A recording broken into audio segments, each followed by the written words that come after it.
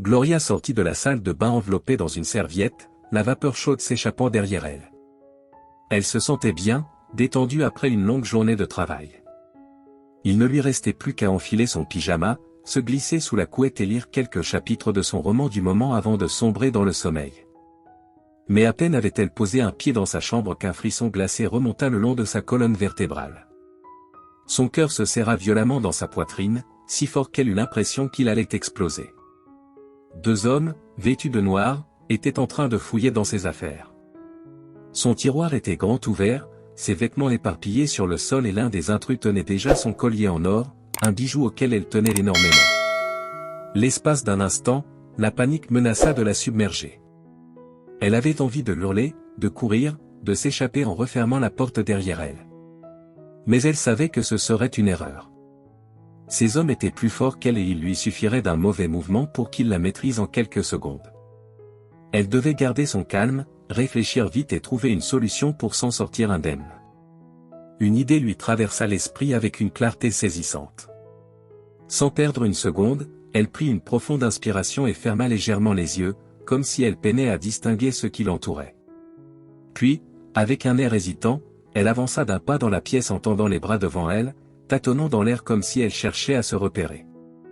Sa voix tremblante brisa le silence. « Qui est là ?»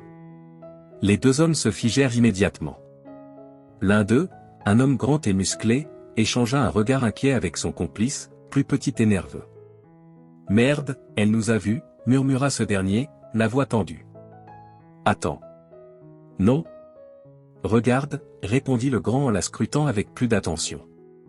Gloria continua de s'avancer prudemment, effleurant du bout des doigts le bord de son lit, puis la chaise qui se trouvait à côté. Elle fit mine d'être surprise en la touchant, puis se détourna légèrement, comme si elle n'était pas certaine de sa position.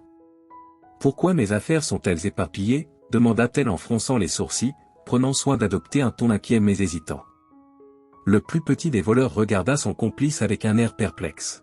« Attends une seconde. Je crois qu'elle est aveugle. » Un silence s'installa dans la pièce, si lourd que Gloria pouvait presque entendre le battement frénétique de son propre cœur. Elle se força à garder un visage impassible et à ne pas réagir. Le plus petit s'approcha lentement d'elle, levant une main devant son visage comme pour tester sa réaction. Lorsqu'il l'agita juste devant ses yeux, elle ne s'y a pas. « Putain, elle ne voit rien » souffla-t-il, soulagé. Le grand homme, lui, restait méfiant. Il observait Gloria avec attention, comme s'il tentait de repérer un mensonge dans son attitude. « C'est peut-être un piège. Tu crois qu'elle fait semblant ? Arrête, mec, regarde-la. » Gloria sentit une vague de soulagement la traverser. Il commençait à la croire. Mais elle savait que cela ne durerait pas. Ils allaient bientôt finir de fouiller ses affaires et partir, ou pire, décider de s'en prendre à elle. Elle devait trouver un moyen de se débarrasser d'eux avant qu'ils ne réalisent qu'elle les avait trompés. Faisant semblant de chercher un appui, elle s'orienta lentement vers sa table de chevet. Elle savait que son téléphone s'y trouvait et elle devait absolument déclencher un appel d'urgence sans qu'il ne s'en aperçoive.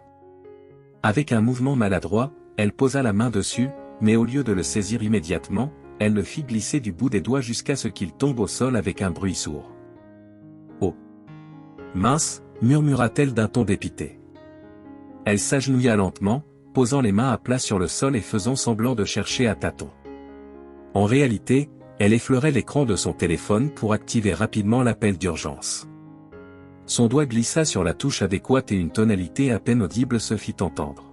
« Qu'est-ce que tu fais ?» lança le grand homme, méfiant. Gloria leva la tête vers lui, feignant la confusion. « Mon réveil. Je crois que je l'ai fait tomber, » expliqua-t-elle d'une voix incertaine.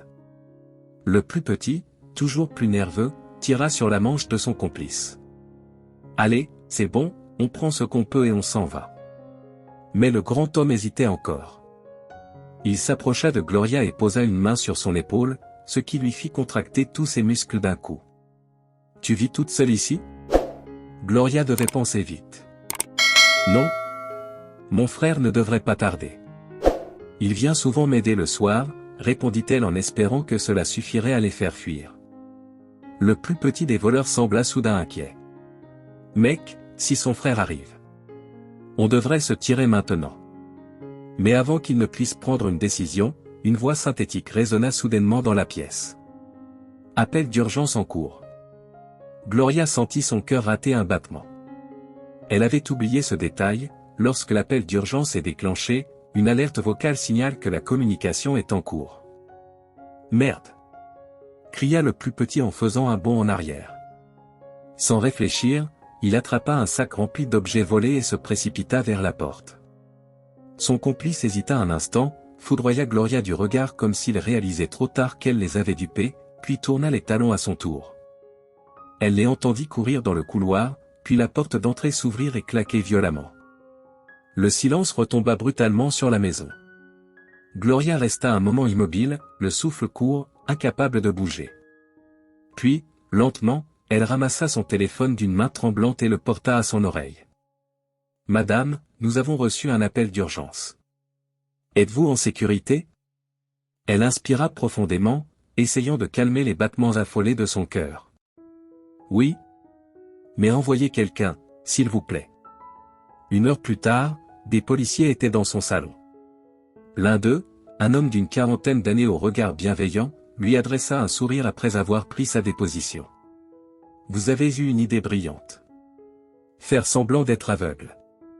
C'était risqué, mais efficace. » Gloria hocha la tête, encore sous le choc de ce qui venait de se passer.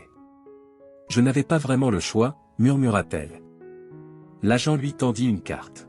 « Si jamais vous avez le moindre problème, appelez-nous directement. » Elle serra la carte entre ses doigts. Cette nuit-là, elle eut du mal à trouver le sommeil. Chaque bruit dans la maison lui faisait sursauter.